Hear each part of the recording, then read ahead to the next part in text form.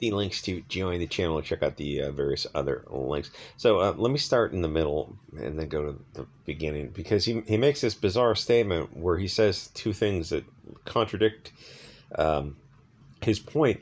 The thing is, when you're deep in an echo chamber where no one can, because you're a purse puppy, you have this, you're somewhere up on the privilege hierarchy where your answer to every question that doesn't go your way is somebody's istophobic. That's the trump card you can pull on anybody. Like, you don't know what it means, you can't define it, it doesn't matter. It's like, you'll get social media support by people who know a weapon when they see it, even if they don't really know what it is. They know they can use it, though. I mean, things are kind of getting weird now when people are getting more tribal. We'll get into that in a second. So he's a character, and he's portraying a character in a show. And the funny thing is, like, he's talking about being at cons. And he alleges that some people didn't stand in his line because of his ethnicity. And then he talked to somebody, and a customer, a fan, told him, "I didn't want to be in your line because you, the character, were mean to another character on the show." So someone gave him a rational or reasonable explanation about why they didn't stand in his line. And then he goes, "Well, it must be because of the color of my skin." It's like, but they just gave you an explanation. Like, on the face of it, that logically makes sense. Right? Neither one of these characters is of European descent. I don't know about the rest of the show, but like, is it possible that this guy's Israeli, this guy, and ultimately from Africa, but is it possible that's not such a primary issue of you personally as it is of the characters, how they're portrayed in the show? Because I think surely you'll admit that other characters who look very similar to you are also very popular at cons. I mean, like, how would you explain that? Is it like, you don't, because you can always just point the finger and go, "Oh, well, they're istophobic too." But as I'll point out in a second, that's kind of starting to lose its steam as people are getting tired of it. So he says, Stranger Things star, some idiot, claims he was faced with constant istophobicism from fans because I was born with this beautiful chocolate skin. I'm not loved. That sounds like a you problem. And you're in an echo chamber when you can say something that's stupid and nobody ever takes you aside and points out that, dude, this is like, are you brain damaged to say something with this lack of self-awareness? I mean, how would you point out the inconsistencies and the reality of the situation when there are other people who look like you who are remarkably popular? How do you square that circle? I don't, because I am on the oppression hierarchy, and I don't ever have to. It's the soft bigotry or lowered expectations. You never have to work through a problem, an equation. You just take this eraser called istophobicism, and you just erase the problem and just write in its place, this question is istophobic. So yeah, this is definitely a you problem.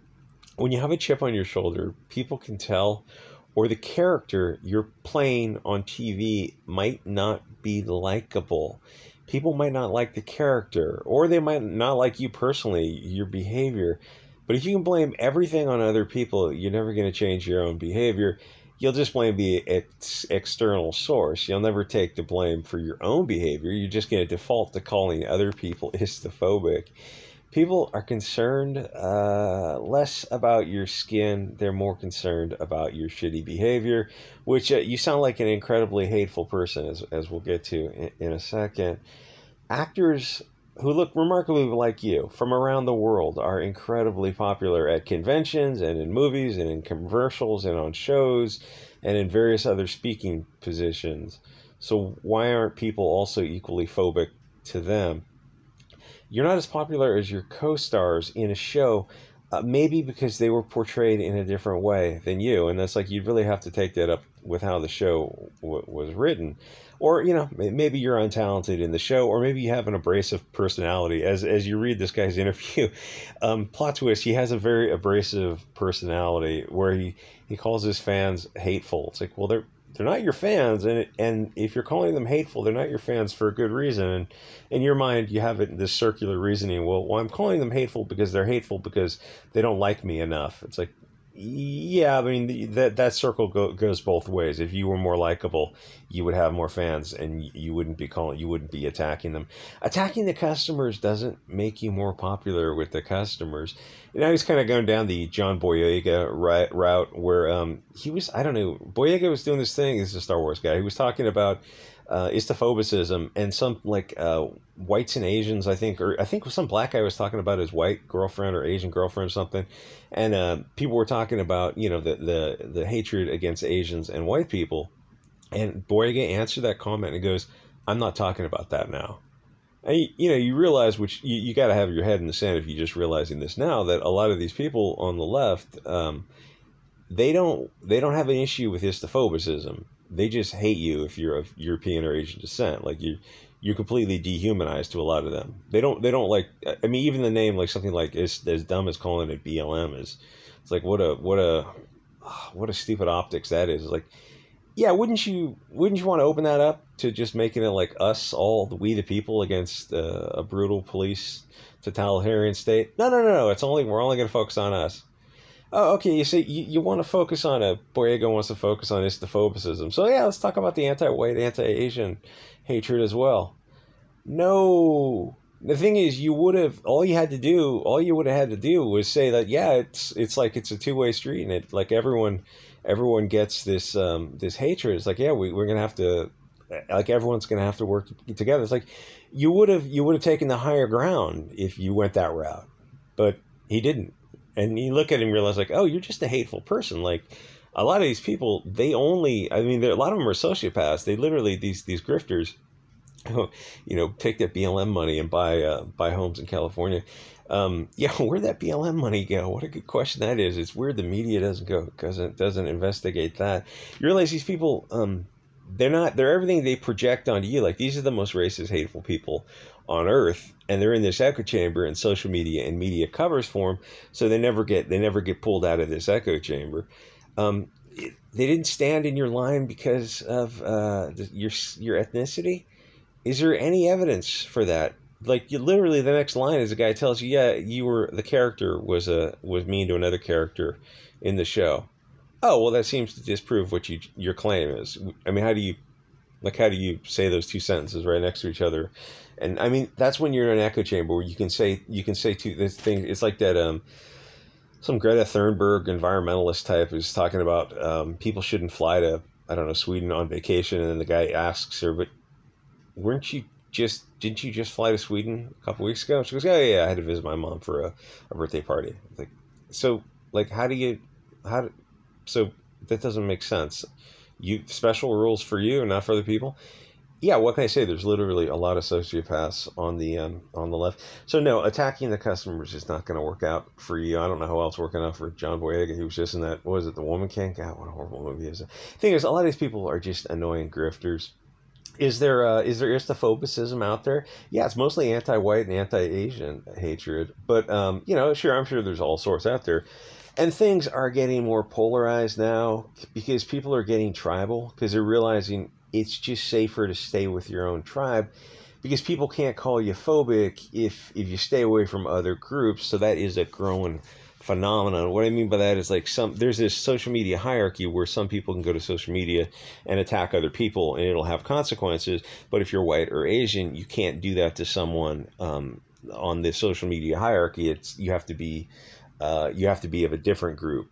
And it's like, is any of it real? Well, it's real because it has consequences. So, like, these are these privileged people who can destroy you. So eventually, like, even a left winger is going to realize, like, yeah, we were good left wing people. We follow the rules, and it's like, yeah, we got destroyed because of some misunderstanding or some faux pas or some slip of the tongue, or simply because, like, we spoke out against some injustice. And we got dogpiled, and then we got doxxed and fired. It's like, yeah, we were good left-wing people. And now you realize, oh, yeah, it's easier just to stay around people who can't hurt you. There's no upside when some people have this social media power and you don't. It's like, so your only solution is, we just have to, like, be around people who are on the same people. Essentially, it's going to be people who look like you, because they can't go to social media and say, oh, this Irishman was Istaphobic to me because I'm Swedish or I'm Italian. It's like, nobody cares about that. So, you have to argue with them rationally, and you can't use that. Like, you don't have that out. And I said this years ago, that as all this wokeness kind of got started, that men were going to stop working with women because it wasn't worth the risk. And, people were going to be more tribal, have their own in-group preferences, to stay away from people who could use social media pressure to hurt them, because there was no upside to it. It's all downside when, like, you're giving someone power. It's like, well, you have to level the playing field and just be around people who can't affect you that way. And they're always the feminists will go, well, just don't be mean to women or don't attack women. It's like, yeah, but what if you're falsely accused? And they go, oh, that doesn't happen that often. Yeah, but what if it does? What if it's happening quite often, and we just don't know because it's not allowed on social media? Like, people who go against the social media narrative have a history of getting shadow banned and suspended and dogpiled. So, like, what if it's happening quite often? It's like, why would you want to be that small? It's not worth it.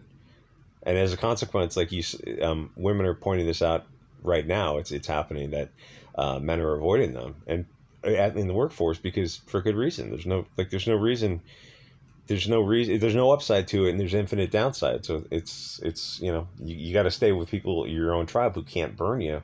So it's safer to stay away from people who can misinterpret some innocuous comment that's some faux pas, and they can just run to social media and they can get you fired and then blacklisted for something that, a decade ago people would have had some understanding that it's like, oh, this is just part of the social experiment of different people mixing.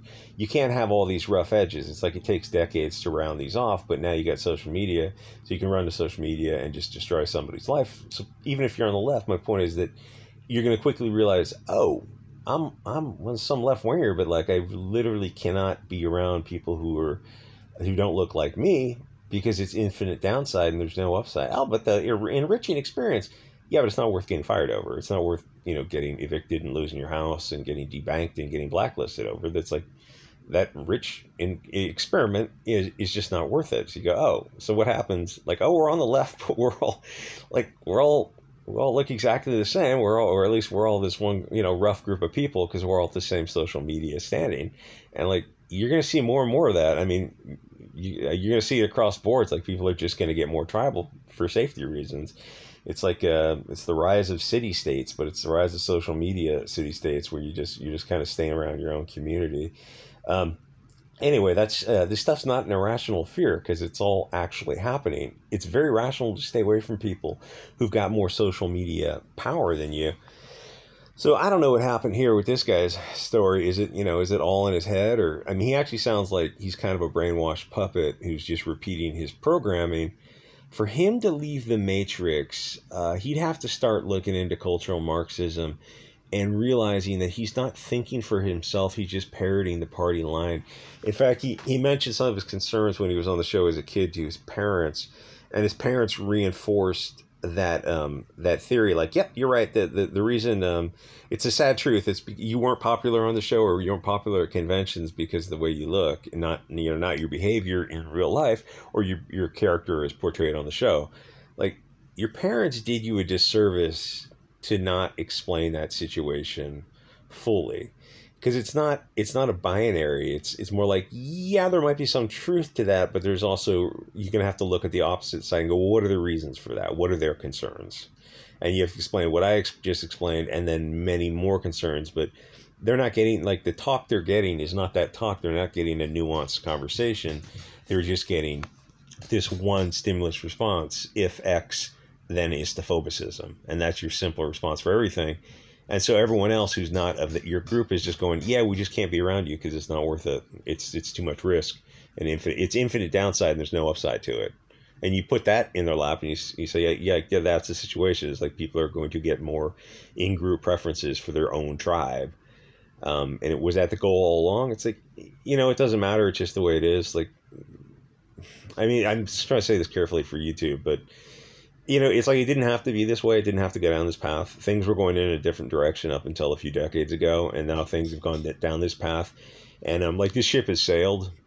So, honestly, like, I grew up differently. It was a different experience when I was growing up. People were more willing to slowly work together, rub these rough edges off, But I look back and I realize, like, yeah, that time is gone forever, and it's a shame. I mean, it's a shame. Like, different people were coming together and trying to make understandings with each other, and I'm not just bitter saying like that ship has sailed. I'm looking at the totality of the circumstances, realizing, yeah, that ship has sailed for like 50 years, maybe 100 years, until something radically changes.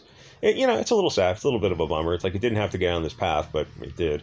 Anyway, like, comment, subscribe. See you guys next episode.